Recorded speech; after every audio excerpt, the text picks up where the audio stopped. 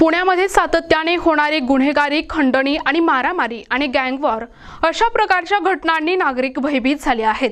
या गंभीर परिस्थितीत देखील पुण्यातील प्रस्थापित राजकीय पक्ष मात्र फक्त एकमेकांवर आरोप प्रत्यारोप आणि चिखलफेक करण्यात मग्न आहेत।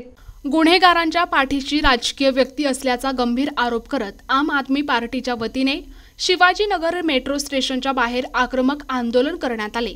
पुण्यातील वाढत्या गुन्हेगारीमुळे सामान्य पुणेकर सुरक्षित नाहीत, त्यामुळे पुणेकरांनी जगायचं कसं हा सवाल आंदोलकांनी उपस्थित केलाय।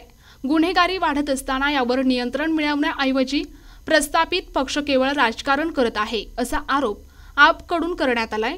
पुणे शहर अध्यक्ष मुकुंद कीर्तने यांनी यावेळी प्रशासनाच्या निष्क्रियतेवर जोरदार टीका केली। निश्चितपणे पुण्यात म्हणजे एकेकाळी कधीतरी सांस्कृतिक शहर म्हणून जे नावाजलेलं शहर होतं पुणे शहर, विद्येचं माहेरघर अशी ज्याची ख्याती होती, या सरकारने गेल्या 2-3 वर्षांमध्ये पूर्ण बदनाम करून पुण्याला गुन्हेगारांचं शहर बनवलंय। आणि हे एकट्या पोलिसांचं काम नाहीये, याच्यामध्ये राजकीय सहभाग असल्यामुळे, हात मिळवणे असल्यामुळे हे घडू शकलंय। आणि म्हणून आम्ही त्याच्या विरोधात जनतेचा आवाज उठवण्यासाठी आज इथं मुद्दामून आंदोलन करतो आहोत। तुम्ही राजकीय नेते जे म्हणताय कोण आहेत आणि त्यांचा कशा प्रकारे यामध्ये हस्तक्षेप आहे?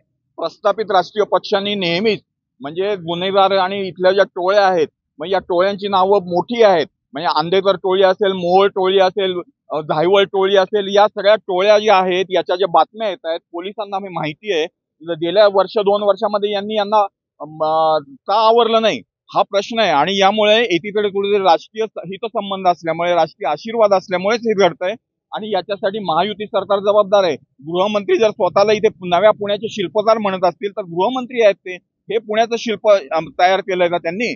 त्यामुळे पुणेकरांचा आवाज दबलेला आहे, पुणेकर एका अर्थाने अतिशय हातबल झालेला आहे, त्याचा आवाज उठवण्यासाठी आम्ही आंदोलन करतो। एकंदरीत पोलिसांची सुद्धा कारवाई सुरू आहे, मात्र तरी देखील गुन्हेगारी कमी होत नाही, काय सांगायचं? पोलिसांची कारवाई म्हणजे पोलिसांवरती जर मॉडेल, आता परवा लॉ कॉलेज रोडला पोलिसांवरती हल्ला झाला, परवा एका कोथरूडला झाला, असे जर पोलिसांवरती जर हल्ले होत असतील तर या पुण्यात होणार काय? म्हणजे लोकांच्या मनामध्ये किंवा गुंडांच्या मनामध्ये या पद्धतीची धास्ती पोलिसांची राहिली नाहीये। त्यामुळे पोलिसांचं काम आहे ती कठोर कारवाई करायला पाहिजे। गुन्हेगारांचे जे हितसंबंध आहेत, ज्यांच्याशी त्यांचे लागेबांधे आहेत, त्या सगळ्यांना याच्यामध्ये अडकवायला पाहिजे। आणि आम्हाला असं वाटतं की पुणेकरांना शांत पुणे हवंय, भयमुक्त पुणे हवंय।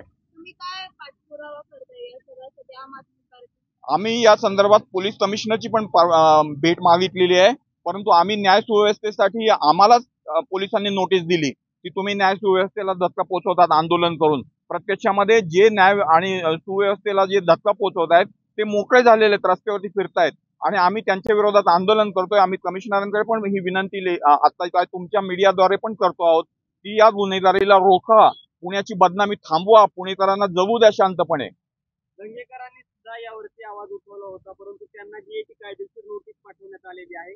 समीर पाटलांनी 50 कोटींच्या आबरू नुकसानीची नोटीस त्यांना पाठवलेली आहे। हे जे प्रयोग आहेत हे काही वर्षांपासून आपल्याला दिसत आहेत।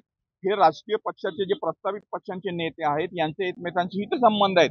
कुणी राम शिंदेचं नाव, कुणी वेगळ्या रोहित पवारांनी पण वेगळी नावं घेतली, चंद्रकांतदादा पाटील वेगळं बोलतायत, कुठे सिद्धार्थ शिरोळे वेगळं बोलतायत। त्यामुळे हे सगळं जर पाहिलं आपण तर यांना जनतेच्या प्रश्नाशी काही देणं घेणं नाही। यांचे आपापसामधले जे गुंड आहेत यांना कुठेतरी एकमेकांना समर्थन देण्याचं काम अप्रत्यक्षद्वारे हे करतायत राजकीय नेते। त्यामुळे खरा प्रश्न असा आहे की राजकीय एकमेकांना घोषणेबाजी करून खरोखर मग पोलीस का नाही याच्यावर कारवाई करत, असा प्रश्न निर्माण होतो। NTV news Marathi, Pune.